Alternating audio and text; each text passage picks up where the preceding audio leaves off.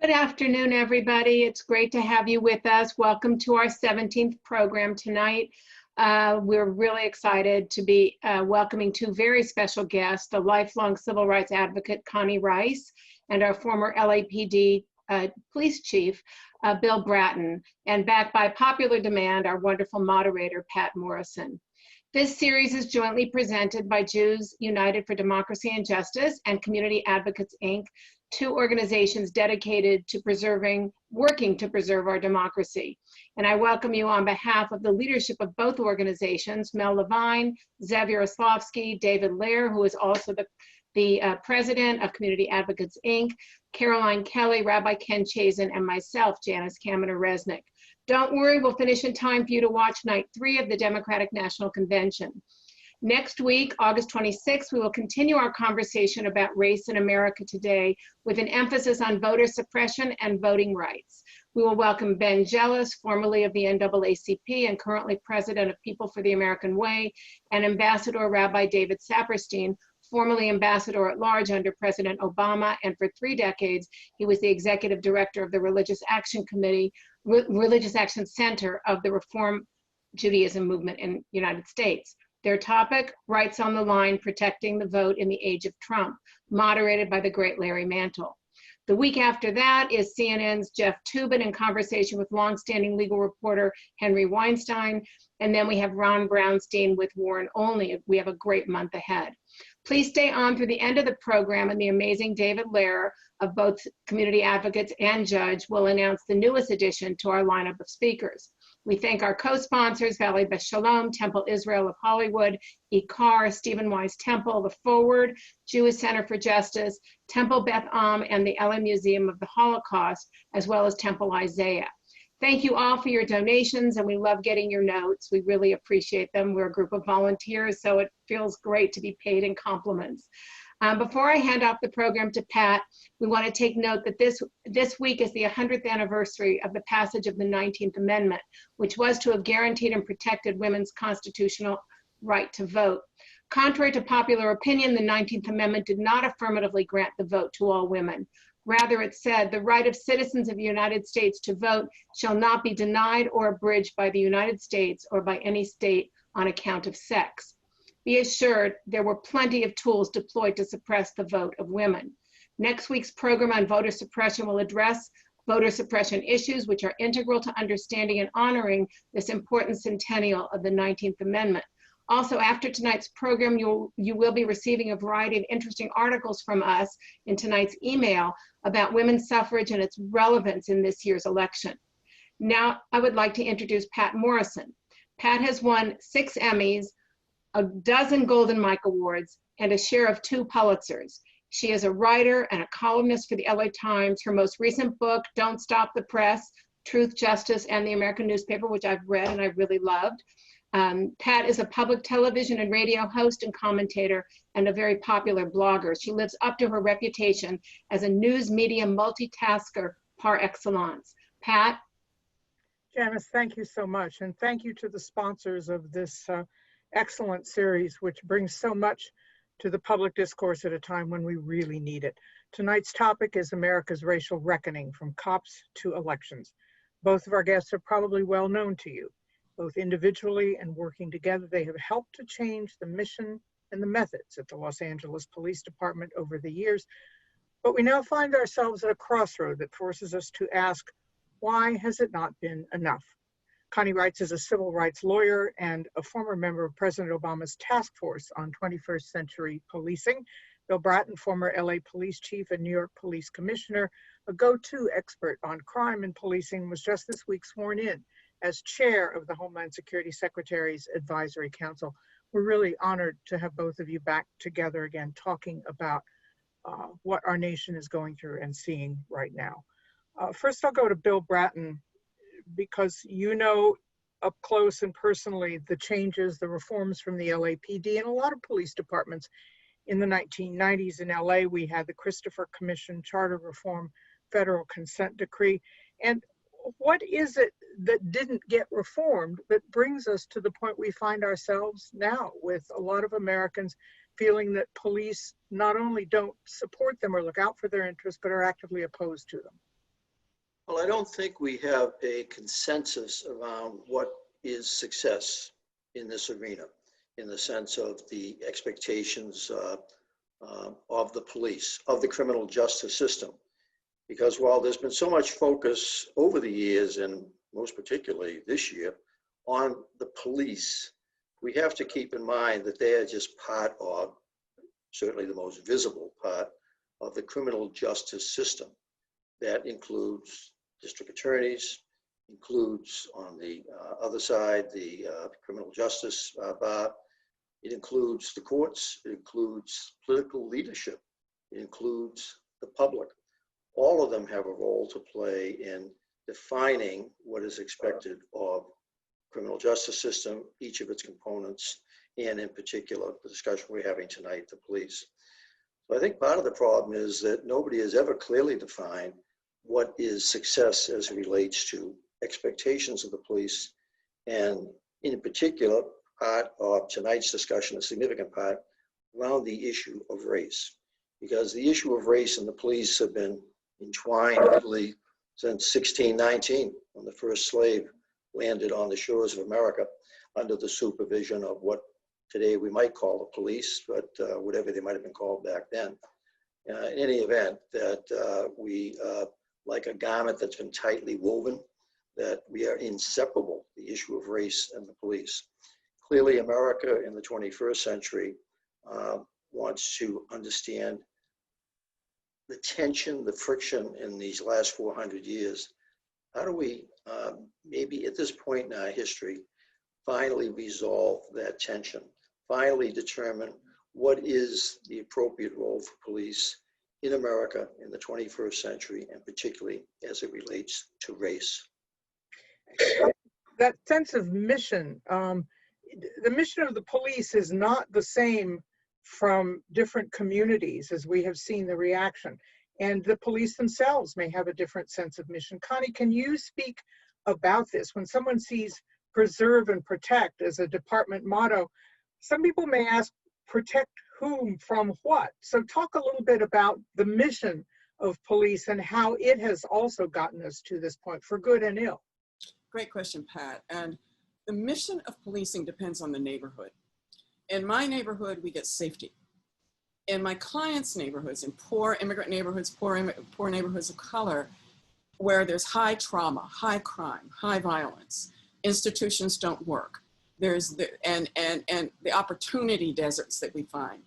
Police go into those areas and they will tell you that their mission there is to contain and suppress. And they're asked to fight wars on drugs and wars on gangs, and they go in with the warrior mentality a lot of the time, and they're asked to carry out a policy of mass incarceration. So when police go in with that kind of mission, you get what you see, the tension, the friction.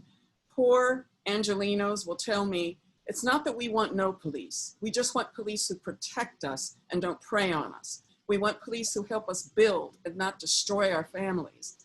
And so the police are feeling like we're asked to do this containment suppression mission in very dangerous areas. We don't have enough backup from other institutions. And so everybody is feeling at odds, no trust, no progress at that level. But we have made tremendous progress in policing at the top with our police chiefs, the leadership.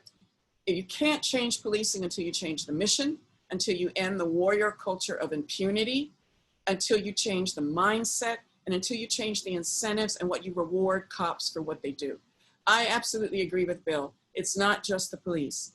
The McCone Commission, Pat, said two things. You've got to fix your cops. We've been doing that. We're working on it. It hasn't happened fast enough. It hasn't reached the street, but there's been enormous change. We just have to push it down into the DNA. But the second thing the McCone Commission said, Pat, was you have to end the spiral of despair. It's not just the cops. You have to fix all of the institutions that fail these communities. No grocery stores, no banks, schools that don't work. That's the spiral of despair. And Pat, we've engineered downward mobility. The spiral of despair has gotten deeper. We have completely failed on that front.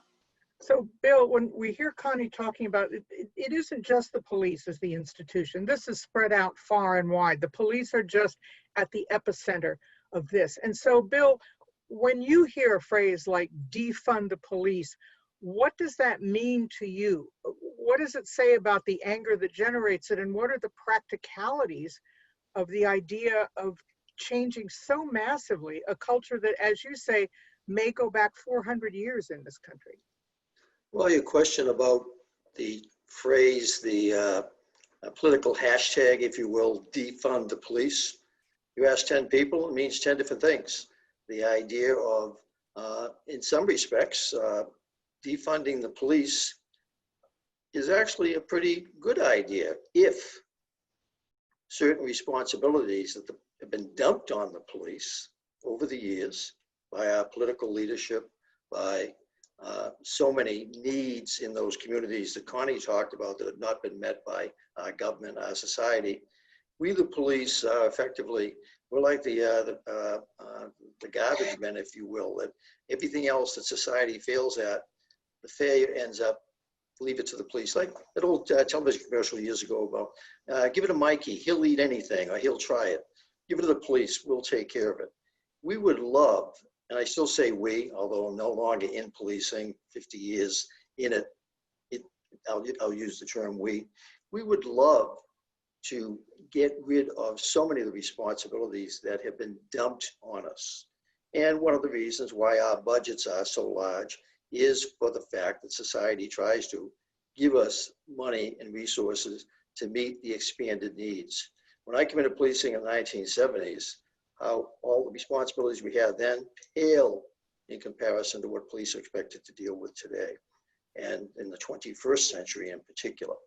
But we'd love to get rid of dealing with the mentally ill. We'd love to get rid of dealing with the homeless. We'd love to get rid of dealing with so many of the societal issues around families.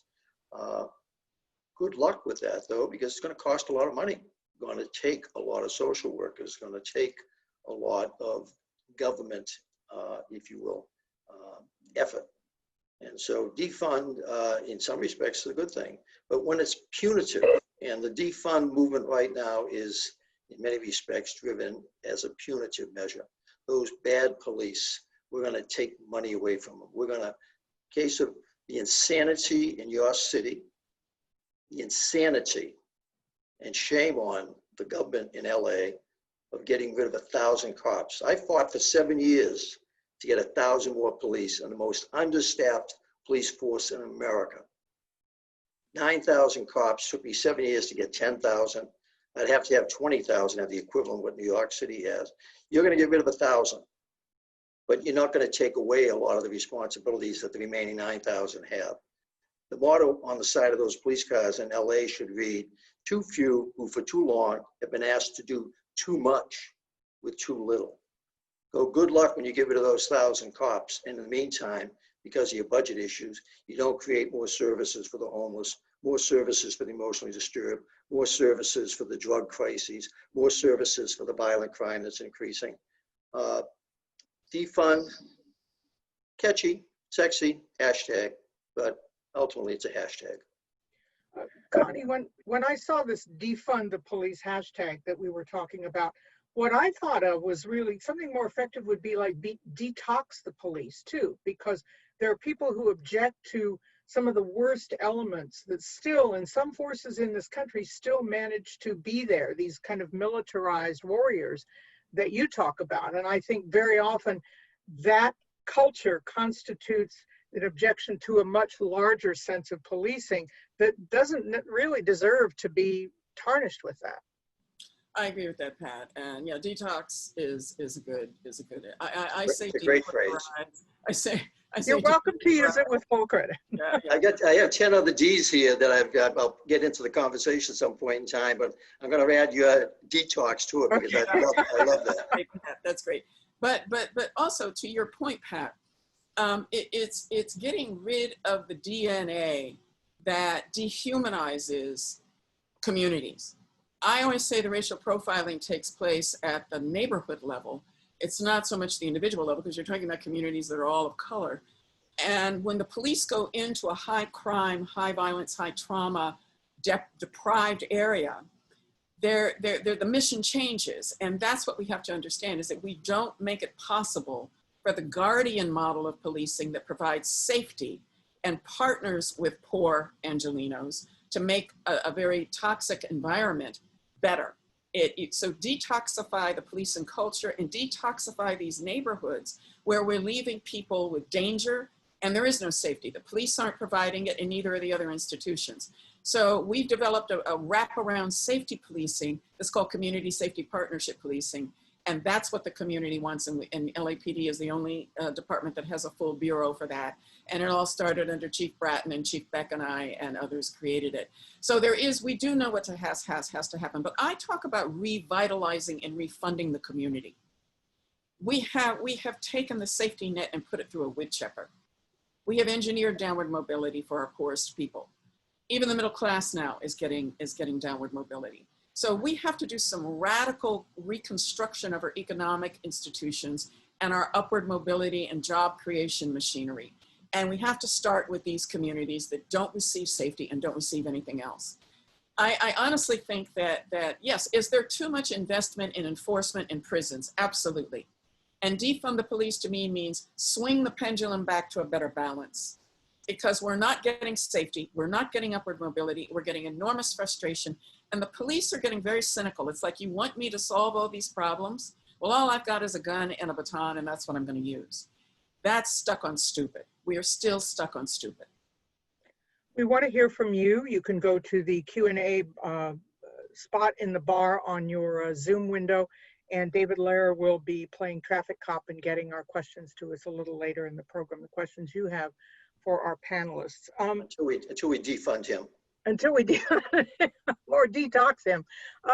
Bill, you and I were both good friends of James Q. Wilson, who wrote originally years ago about the broken windows system, which the idea was that if you deal with small crimes, the bigger crimes may take care of themselves. Do you think that that has been misapplied? Has it been a problem that works in theory but hasn't worked in practice, and has it contributed to some of what we see now? I am the living model of the concept of believing in broken windows. The idea that the basic mission for which the police exist, Sir Robert Peel, the basic mission for which the police exist is to prevent crime and disorder. In the 70s and 80s United States, we moved away from dealing with disorder and focused on the growing crime problem, which was being accelerated because we weren't focusing on what was creating an atmosphere in many of these neighborhoods where they were deteriorating because of what people saw every day: the graffiti, the prostitution, the drug dealing, the dice games, that all the things that make people uneasy. So the beauty of what Wilson and Kelling were identifying was the essentiality of what in 1829 Sir Robert Peel laid as a foundation of good policing. And that has been my model in my 50 years in the business. It's one that I tried to bring to LA. Crime, focus on that without dealing with disorder, and you're not going to be successful, because most people aren't going to be victims of a serious crime, but every day they are victimized by that just disorder in the street. It is also something that is not understood, and Kelling and Wilson have been attacked viciously by many who are talking about there should be no broken window quality of life enforcement. It is the essence of community policing, because Kelling and Wilson understood that even in the poorest neighborhoods, and I think Connie can basically reinforce this, what do people want? She talked about it earlier. They want safety. They want the same thing that Bel Air has down in South LA. They want those drug dealers off the corner. They want those prostitutes gone. They want quality of life. And by the police responding to that, it's a way of developing relationships. It's a way of developing partnerships. And in LA, you have the system of the senior lead officer. The senior lead officer is basically the quality of life component of crime and disorder. He is there to listen. And what are most of the complaints, even in the poorest, most crime-ridden neighborhoods? It's about quality of life. So it's the essence of my makeup that, it's a shame that in the rhetoric of times that we're living in, the idea is that this thing is it abused by the police? Unfortunately, it is, because in dealing with those very frequent occurrences of quality of life, it's how we deal with it. Do we have to deal with it with an arrest? Do we have to deal with it with a summons when an admonition might do? And that's where we talk about the reimagining of the police. And what Connie talks about, police leaders like myself get it, but it's trying to get that cop on the beat to understand and to give guidance. We don't need an arrest for everything. We don't need a summons for everything. So selling a single cigarette is not the same as attacking someone physically. Connie, disproportionately, Bill says, these quality of life crimes affect neighborhoods of color, but in some police departments, the enforcement of it also disproportionately affects people of color. And that's one of the grievances that we're seeing on the streets. If you do broken windows with the community as opposed to the community, it can be part of a comprehensive safety strategy in high trauma areas. But the way that it's done, it's just one more layer of branding different people in these communities with different levels of criminality. They don't need more tickets. They don't need more citations. So Bill is right. If you can get people to focus on the crimogenic conditions, and you can get people to operate as a team with police who don't see the residents of those neighborhoods as just arrest stats or the entire neighborhood as a staging ground to get into SWAT, which is how a lot of LAPD officers see South LA and East LA. It's just, and when we give police these dehumanizing missions of mass incarceration, we built a whole bunch of prisons, Pat. We didn't build colleges. We built prisons, and then we asked the police to fill them. And police get promoted for how many arrests they make. You have to change that. The police and the community safety partnership, an arrest is a failure. They get promoted for residents who say, that guy knows my child's name. He helped keep my kid out of the prison. He's not trying to arrest everybody in my family. He's not trying to send my husband to prison on a fake third strike. He's not trying to stop and frisk every time my husband leaves the house. That's what people face with search and destroy enforcement. What Bill and I are talking about is wraparound safety in neighborhoods that have never been safe. And that's a different model. So I think that if you're talking about broken windows as caring about the conditions that these folks face, then you're caring about the human beings, and you're not objectifying and the community and looking at it as just a staging ground to get a whole bunch of arrests. Pat, I'm just gonna say this one stat once. If you're a Black man in Nickerson Gardens today, every time you step out of your unit in that housing project, you face a 45% chance of going to jail every day. Not being stopped, that's 90%. That's what mass incarceration has done to these communities. That's not safety, that's destruction. And what the police I'm working with are trying to do is flip that model so that it becomes a partnership between the residents. You're not trying to lock everybody up. You're not trying to stop everybody every 5 minutes. We've got to stop that aggressive, proactive, preemptive policing that criminalizes the entire community. So Bill, if we go back to your point of taking some of the functions that now are like trickle down to the police because nobody else is doing them. The County of Los Angeles has talked about having with the county jails the biggest mental health facility in the country. If you offload some of those functions, how then do you change the culture, the rank and file culture, the warrior culture? Because you have armed up the police in this country, certainly since 9/11, with equipment that looks like going to war equipment. How do you get into that Robert Peel model where you are policing your own community as, in a sense, a member of that community, a leader in that community? With difficulty, and one of the difficulties is that what you're aspiring to achieve in terms of the 21st century police officer, the guardian that Connie's talking about, is the idea of both the recruiting practices, but also the continual training practices, not only the 6 months in the academy, but throughout their career. And one of the things that suffers in budget cuts is training. I can guarantee with the budget cuts that the police department is going through, one of the first things that's going to be cut back is the training that would give implicit bias training. Training would deal with how to identify the different types of drugs that people are under. So you roll up on somebody under the influence of drugs, you need to know, is he schizo? Is he bipolar? What type of drug is he on? Because like a doctor, police officer needs to understand certain actions are going to set that person off, whereas another drug addict, it's going to basically work. So the idea of training is absolutely essential. And the only time in my 50 years in policing that I had the money to do all the training I wanted was in NYPD after the Eric Garner incident in New York. Mayor de Blasio, for the next 3 years, I had money for everything, equipment, training. But the equipment you talk about, look at the average police officer, what he is carrying. He's carrying the sidearm, the extra magazine, the handcuffs, but he's also carrying the medicine to deal with trying to save the opioid overdose so that that person, he's able to basically inject them. He's carrying a trauma kit to stop bleeding if he rolls up on a shooting scene. He's carrying equipment that is intended to be less than lethal in terms of the baton. Even the flashlights in LA, we spent a year redesigning the flashlights so they weren't like sledgehammers, but that they actually function for their purpose of flashlight. We also have to equip them, unfortunately, with bulletproof vests because of the danger they face. But what else do they now have? They have the camera, the body camera, which benefits them and benefits the community. So policing, like everything else in our world, is constantly evolving.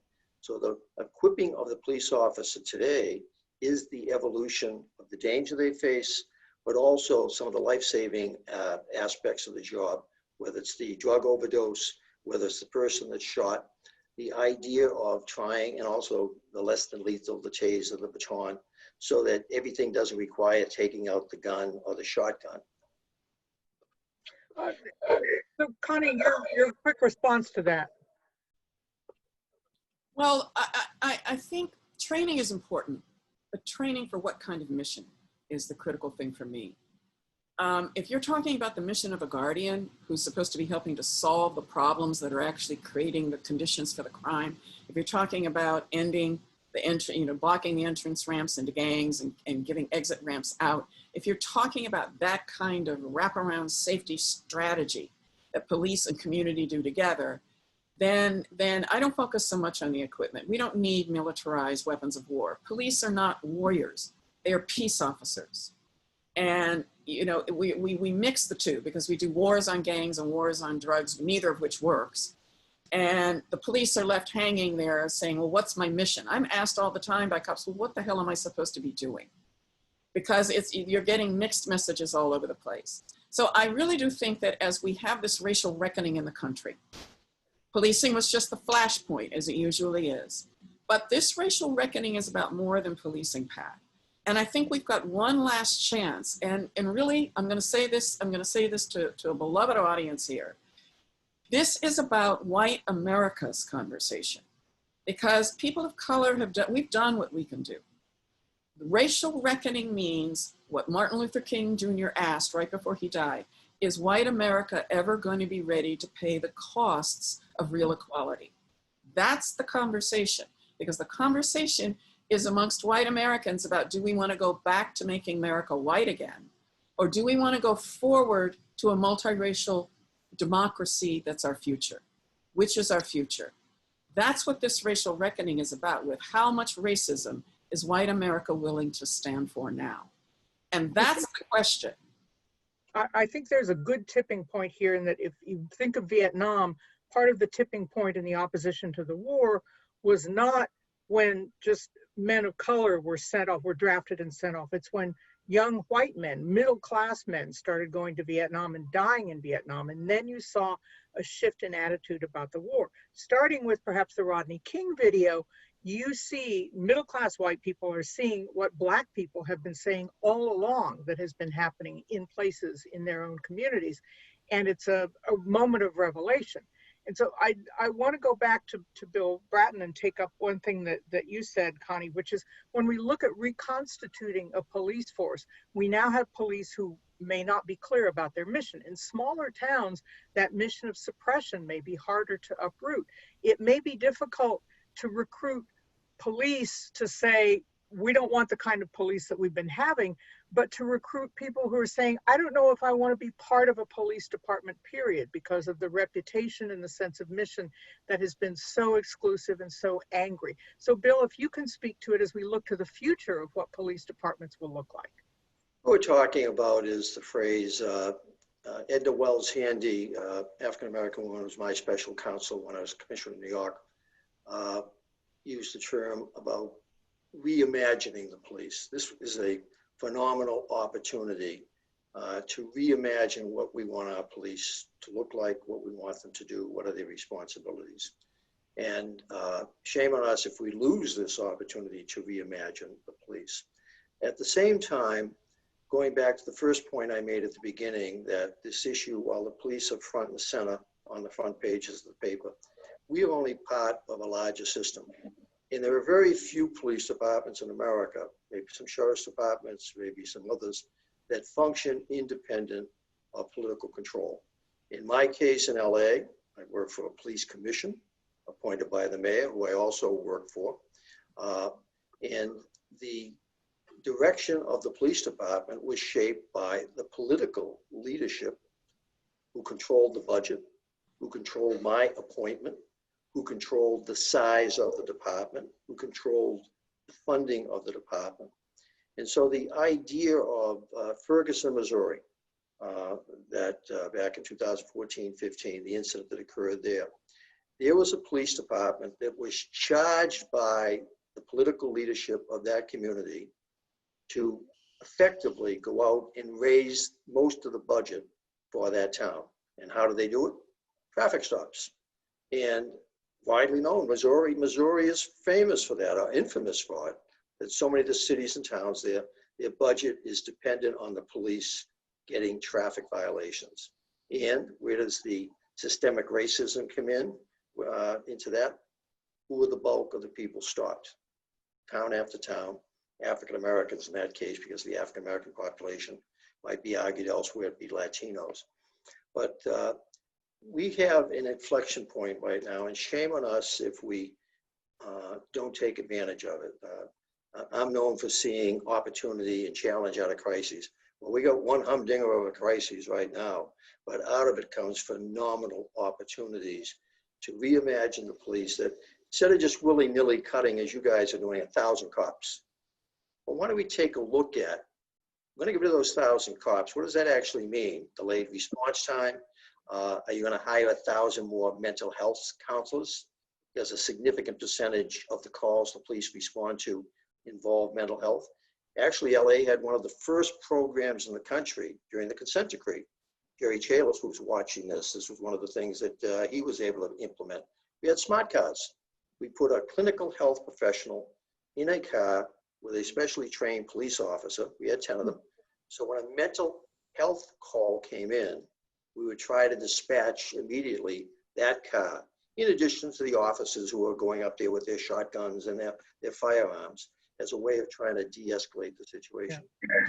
You're gonna have the money for that now with 1,000 cops gone? Just as 95% of the calls to the fire department now are not about fires, a high percentage of calls to police are not about necessarily crimes then. Ironically, in New York City, part of the desegregation of the fire department is coming about because the majority of the people manning the ambulance service, which is now 90% of the workload of the New York City Fire Department, is the ambulance service. But it's starting to break down some of the racial barriers in the fire department because they have to work together. And the reason they have to work together is that to give the firefighters enough work, they dispatch a fire truck with the ambulance to many calls. So there's a way, in some respects, of breaking down the racial barriers by basically sharing the work. So that's the perfect segue to Connie, which is that if you look at how the demographics of police departments have changed, certainly in big cities, with the number of people of color, with the number of women, is there not from the ground up a sense of this kind of change in the mission? The population has changed, but the mission hasn't changed. And the culture hasn't changed. The incentives haven't changed. They're getting promoted for making a lot of arrests and looking good at Comstat. It's not about, you know, that being bad. It's that it's not part of a mission that's divorced from, you have to separate out the toxicity of the mission.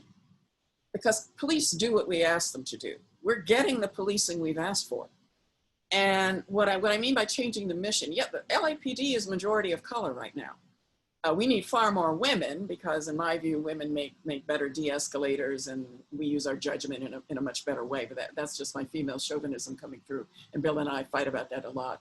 But bottom line, you're outnumbered here, Bill. I'm supportive of that. Women are better cops. I've had 40 years in this, and we argue about it. But yes, that was with Charlie Beck you were fighting with. Okay.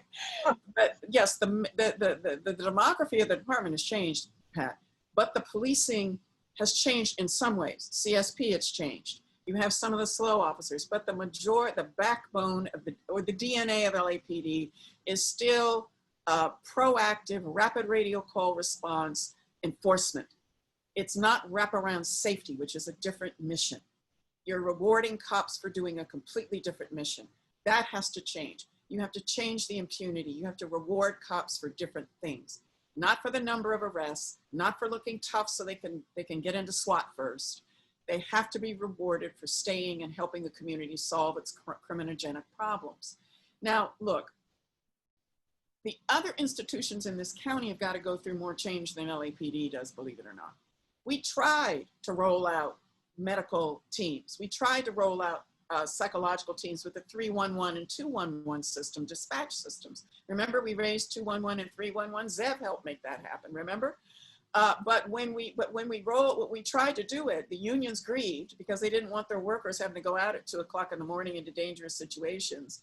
And the number of the mental health and public health and other kinds of workers didn't have the right license to go into those streets and into Skid Row, and they were afraid to go.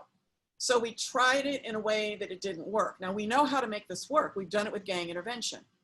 The gang interventionists whom we professionalized, trained, certified, we now pay them salaries. LA is the one city in the country that has a gang academy, and Bill helped us set that up when he backed GRID and our call to action report. They're for the first graduating class. Exactly. So there are a lot of innovations where we actually brought the community and ex-gang members. And every single chief of police has had to give them credit for our plummeting gang homicide rate. Chicago's has exploded.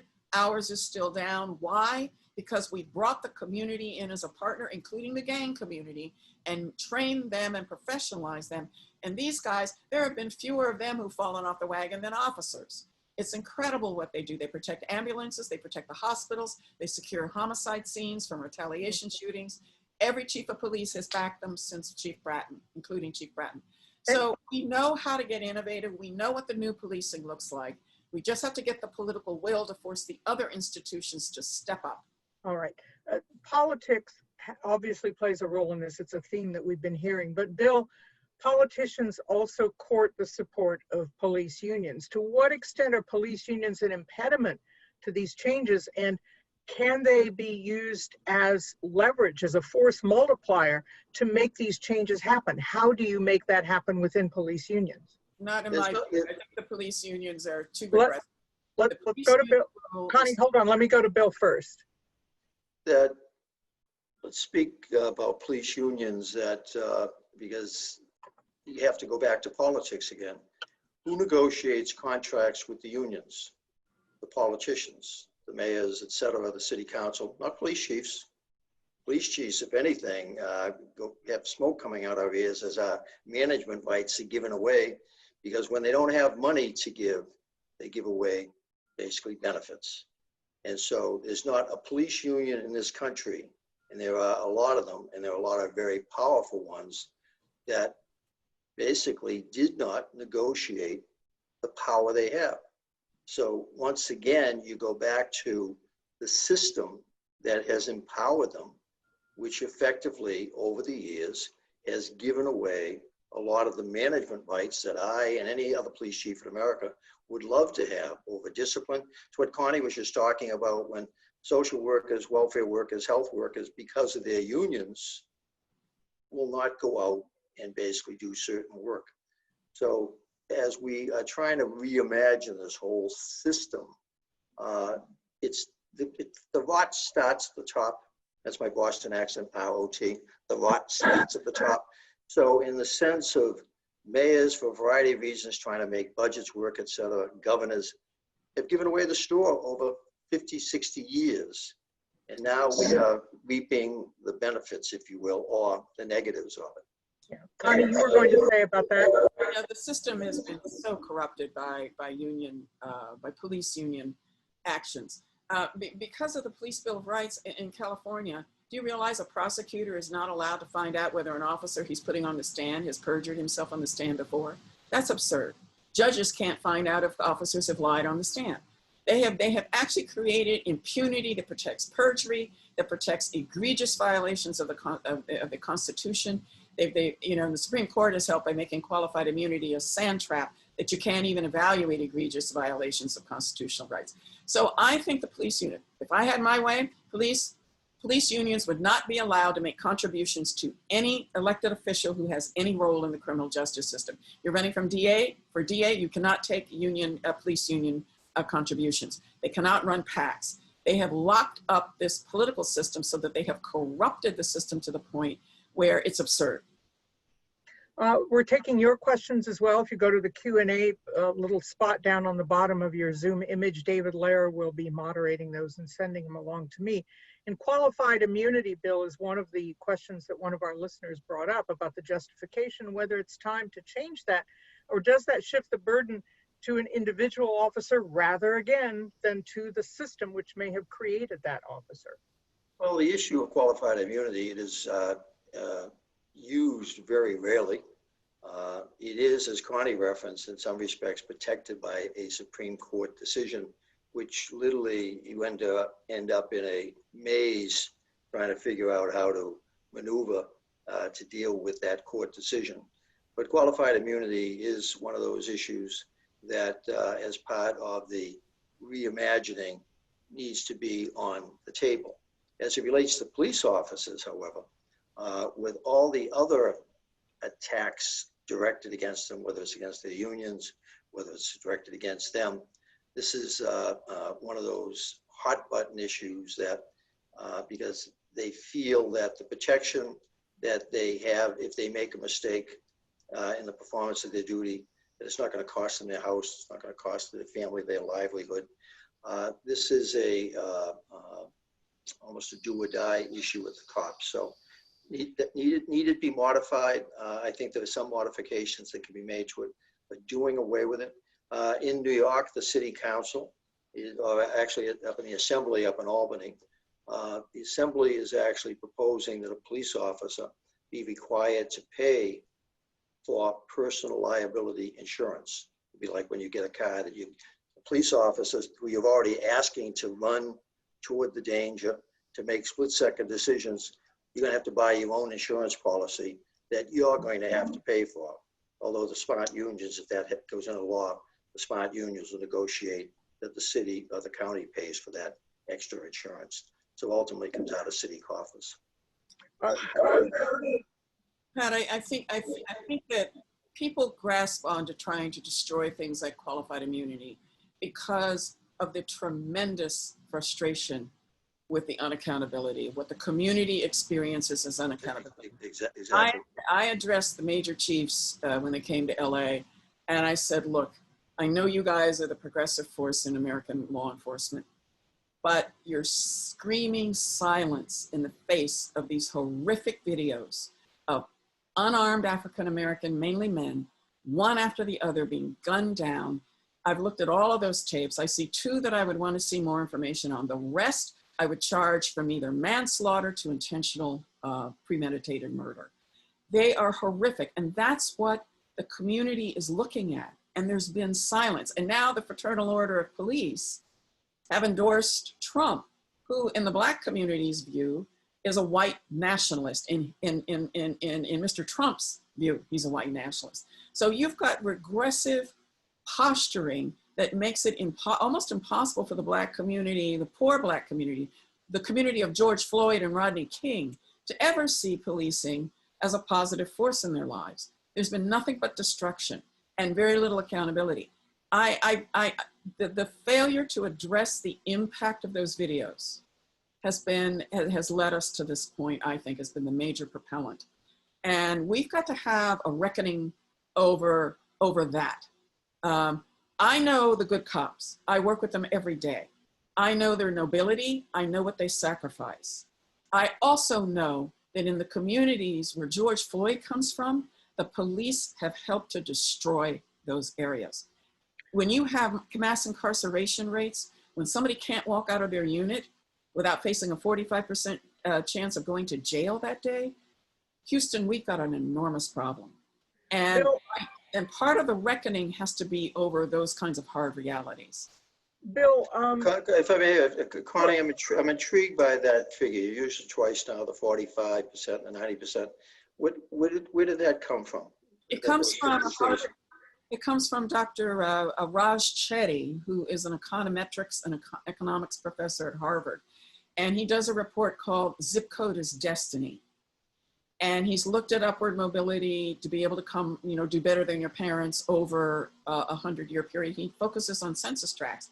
Nickerson Gardens Housing Project is so big it's its own census tract, and he delved down into the dynamics, and with multivariate regression analysis, he isolated what's the risk of going to jail every day if you're a Black man between 18 and 25.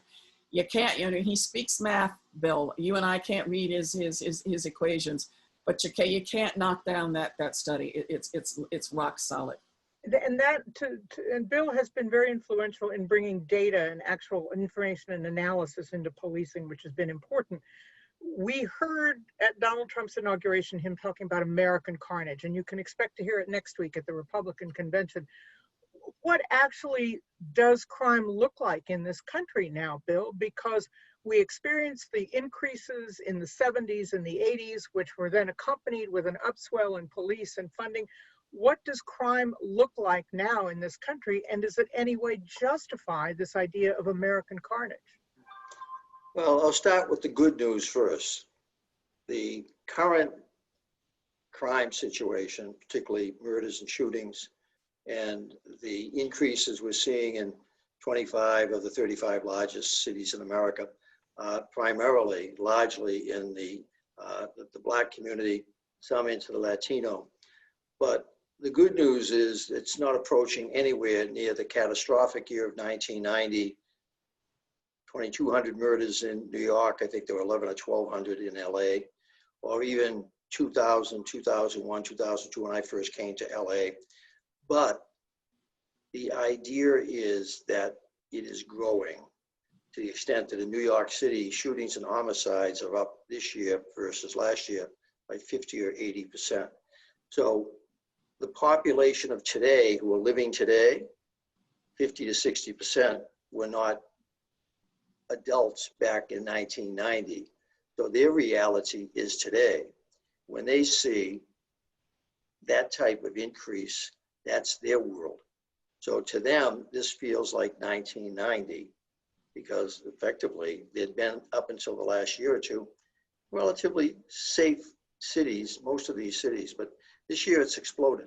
And we still don't quite understand what that explosion is all about, other than the fact it is occurring primarily in the poor neighborhoods, the inner city neighborhoods of America's largest cities, and occurring primarily within the Black population. And we think some of that is in fact the fact that police are pulling back. That, and my list of D's, this is the opportunity to get the D's in there in terms of, in New York, it's quite clear, as it was in LA when I came to LA in 2000, 2001. The police in LA in 2001 had pulled back in the battle with Chief Hawks. They hated Parks so much. 1,000 officers had left the department. The crime rate was going through the roof. And that was one of the reasons that Mayor Hahn decided he had to basically get rid of Parks.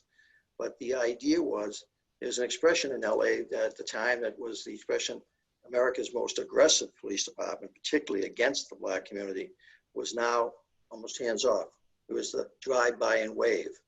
In LA, cops back in those days never drove by anything. They were always going to get out of the car, but they'd stop policing. And I worry about what's going on right now, particularly in some of our inner cities, in terms of why that brazenness of the guns coming out again. In New York City, shootings 2 o'clock in the afternoon.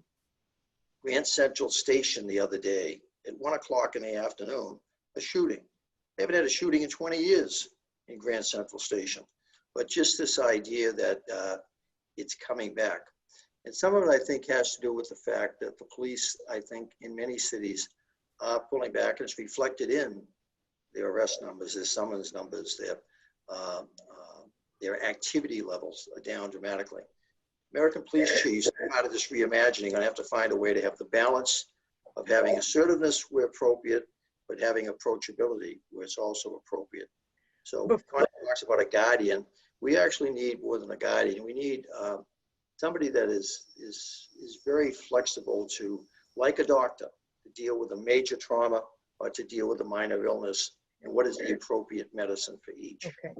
Bill, before we go back to Connie, I want to ask one quick viewer question for you, and then we'll go back to Connie for responses. In short, how would you deal with what's going on in Portland now, which has become the symbol for these conflicts? Portland is, it's a nightmare. It is a nightmare that I still don't understand how that city allows 70 some odd nights. They know exactly, come midnight, out come the anarchists after the demonstrators go home. And that from a police perspective, once again, it's the lack of political leadership, lack of political authorization to try to deal with that in a joint way. What did we see? We saw the feds trying to deal with it, and that got screwed up immensely. Why were the feds trying to deal with it the way they did? Because they couldn't get the city or the state to deal with it. State finally decided to come in. State stayed around about a week and couldn't stand the attacks against the state police, so they pulled out. City police are now protecting the building. They're basically being attacked every night. So you have a group of anarchists. It has nothing to do with Black Lives Matter. That Black Lives Matter issue is off the plate up in Portland. This is literally anarchists, and I don't care if they're from the far right, the far left, or wherever the hell they come from. But the destabilization that they're bringing to that city is a national shame, if you will, that in America today, that we're not able to deal with that because the image it projects around the country and around the world, we can't have it. And I just don't quite fully understand what the hell is happening up there. Let's get a response from Connie before we begin to wrap up. Well, Bill, we might disagree here. The Guardians with the CSP sites, the Community Safety Partnership sites, the data shows that they have higher clearance rates. They have more steeply declining homicide rates. In fact, Jordan Downs, you had no homicides in 3 years. That's like going to Las Vegas and finding out there were no sex acts at a brothel for 3 years. I mean, it's just incredible, the turnaround. With fewer arrests, better reductions in crime. And the community backs the CSP officers. So I do think that the Guardian model, of course, you're always going to need warrior skills, but you don't have that be your main interface with the public. You don't need to pull people out of their cars in South Central when you pull a traffic stop. And their first question is, are you on probation and parole? When the two drivers each have a master's and a PhD from UCLA between them. That's the attitude, the mindset, the perception of the community is not full of human beings who need to be regarded, but as just a staging area where you get to do these aggressive warlike tactics. When you flip that and you reward the police for helping the community do a wraparound safety strategy, you get lower crime, fewer arrests. And I know that because it's just been evaluated by UCLA. Zev School, the Luskin School of Public Affairs, by the way, evaluated it. So we already know it's how you use your police and how you make them bond with the community. When the police look at the community as a target, you get what we see. That's effectively how I try to use the police. And in fact, the slow model in LA and a lot of what we put in, taking over in New York in 2014, developing the neighborhood coordinating office of the NCO program, putting into each sector in a precinct 2 officers, volunteer officers, all modeled after the SLO in New York. The idea that these are officers who are there to deal not only with the crime, but in terms of dealing with it, to deal with the disorder, and in dealing with both, develop the relationships with the community that we're here to work with you. We can't do it on our own, because to do it on our own or to try to do it on our own, that's where we end up with the warrior. But the Guardian, the idea is that the collaboration, the partnership. So I'm not quarreling at all with that idea, but it is the idea of how do we do it? What I'm concerned about, New York invested phenomenally in this neighborhood coordinating program model after something started in Boston in the 70s. which was building on the successes we were experiencing in LA, down in Nickerson Garden, down in South LA. The idea that the mothers of Watts and partnering up with them and the turnaround in those housing developments down there. It can be done. It can be done. Bill, in a minute, you want to, Connie, hold on because we have to wrap up here. Bill, I can give you a minute to sum up 400 years of policing progress and what needs to be done.